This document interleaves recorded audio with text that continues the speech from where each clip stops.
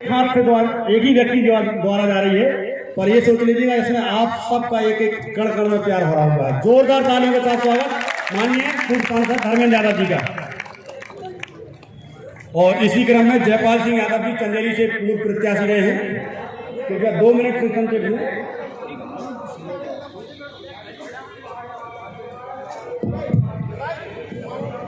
सम्मानित साथियों, आप सबको मेरा सादर प्रणाम, नमस्कार। आज के कार्यक्रम के मुख्य अतिथि इस हिंदुस्तान के किसानों नौजवानों की आवाज माननीय धर्मेंद्र यादव जी। इस प्रचार की क्रांतिकारी धरती पर उनका स्वागत, वंदन, अभिनंदन करता हूँ। आज के कार्यक्रम के आयोजक ST SC OBC अल्पसंख्यक वर्ग के अपने अधिकार की लड़ाई लड़ने वाले आदरणीय प्रीतम भैया को मैं बहुत बहुत धन्यवाद देना चाहता हूं, जिन्होंने इतना बड़ा कार्यक्रम कराया है। साथियों, इतिहास गवाह है, तारीख गवाह है कि हिंदुस्तान की सरजमीं पर जब भी अल्पसंख्यक पिछड़े वर्ग पर ST SC OBC के वर्ग के ऊपर जब भी अत्याचार हुआ है, तब तक समाजवादियों ने संघर्ष किया है। तब तारीख उठाकर देख लेना। साथियों, चाहे स्वतंत्रता संग्राम की लड़ाई हो, तब भी समाजवादी पार्टी के और समाजवादी विचारधारा के लोगों ने लड़ाई लड़ी थी। जब हिंदुस्तान आजाद हुआ, आपातकाल की लड़ाई ये समाजवादी ने लड़ी थी। साथियों, मैं आपसे कहना चाहता हूं कि हिंदुस्तान की सरजमीं पर किसानों, गरीबों, अल्पसंख्यकों, पिछड़ों, गरीबों, मजलूमों की बात करने वाला माननीय नेताजी के अलावा हिंदुस्तान में कोई दूसरा नेता पैदा नहीं हुआ है। साथियों, नेताजी आज हमारे बीच नहीं है, उनको मैं सादर नमन, कोटि कोटि नमन करता हूँ, लेकिन नेताजी की विचारधारा, नेताजी के विचार हमारे जीवन में, हमारे दिल के अंदर रहेंगे। जिस नेताजी की विचारधारा जब तक सूरज चांद रहेगा, जब तक इस हिंदुस्तान और पूरी दुनिया में आबाद रहेगी। साथियों, मैं बहुत कम समय लेना चाहता हूं। मैं कहना चाहता हूं कि अखिलेश यादव समाजवादी पार्टी एक ऐसी पार्टी है जो आपके हक की, आपके अधिकार की लड़ाई सदन से लेकर सड़क तक लड़ने का काम करती है। साथियों, समाजवादी पार्टी एक ऐसी पार्टी है जो जाति और धर्म में भेदभाव नहीं करती, जो हिंदुस्तान में समाजवाद लाना चाहती है, जो गैर बराबरी और समानता और संपन्नता की बात करती है। साथियों, यादव जी आए हैं, मैं उनको बताना चाहता हूं कि आदरणीय धर्मेंद्र यादव जी, आपका आशीर्वाद मिला, माननीय अखिलेश यादव जी का आशीर्वाद मिला, तो इस मध्य प्रदेश की सरजमीं पर अंग्रेजों के गुलामों को हटाने का काम हम लोग करेंगे। इन चाटुकारों को, इन चोरों को भगाने का काम हम करेंगे। इस मध्य प्रदेश के अंदर व्यापारियों की सरकार है और शिवराज सिंह चौहान सबसे बड़ा व्यापारी और घोटालेबाज मुख्यमंत्री है। साथियों, मैंने शिवराज सिंह चौहान को 4 बार भगाने का काम किया है, चाहे कितनी बार मुझे जेल के सलाखों के भीतर जाना पड़ा। साथियों, मैं आप लोगों ने से कहना चाहता हूं, समय कम है, आप लोग एक गांठ बांध के जाना कि ST SC OBC किसान गरीब मजदूर की लड़ाई अखिलेश यादव के नेतृत्व में पूरे देश में लड़ी जाएगी।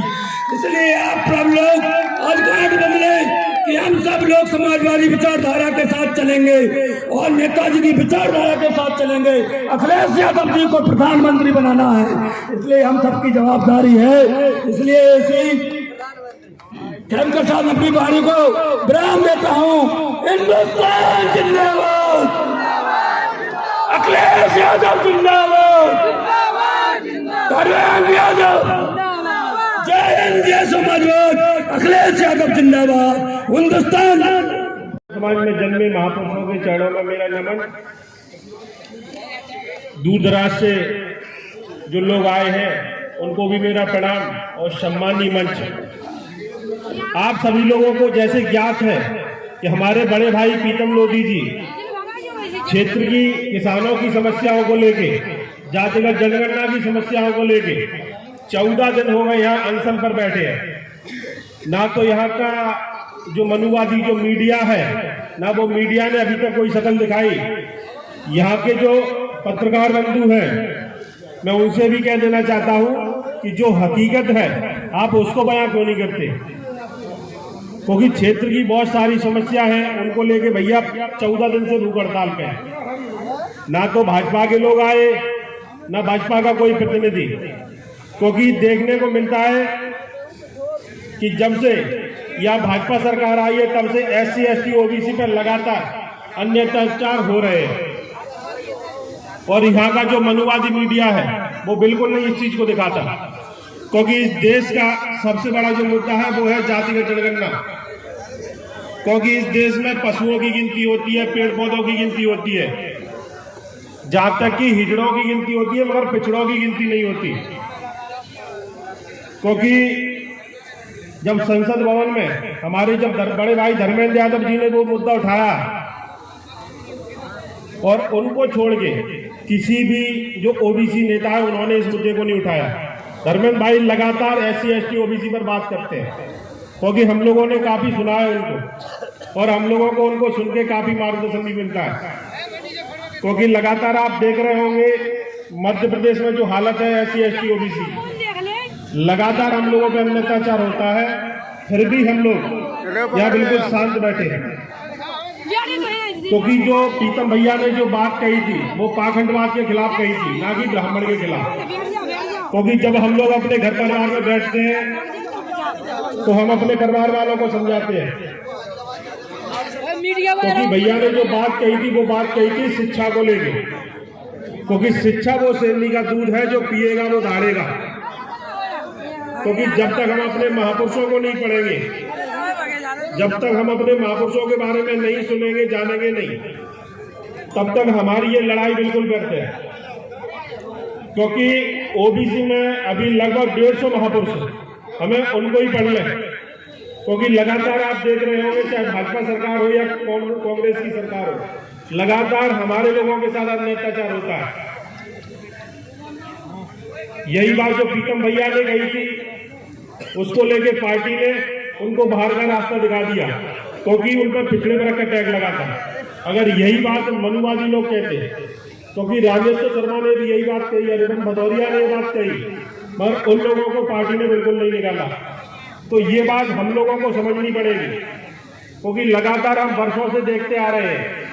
क्योंकि चाहे भाजपा हो या कांग्रेस हो, अगर भाजपा सापनाथ है तो कांग्रेस लागनाथ है, दोनों ही पार्टियां SC ST OBC का शोषण कर रही है।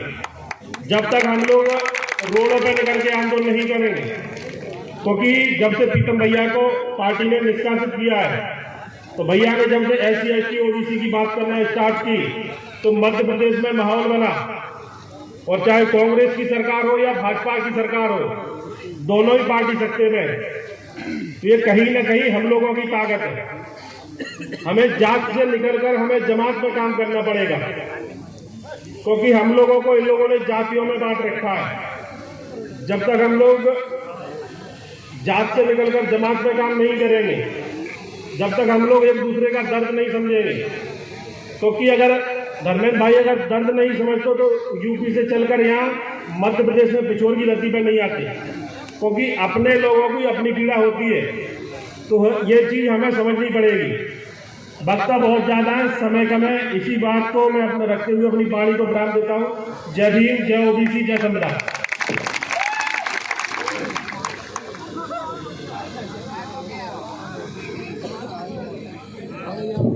बहुत छोटे समय में, बहुत कम समय में बहुत सही बात कही है।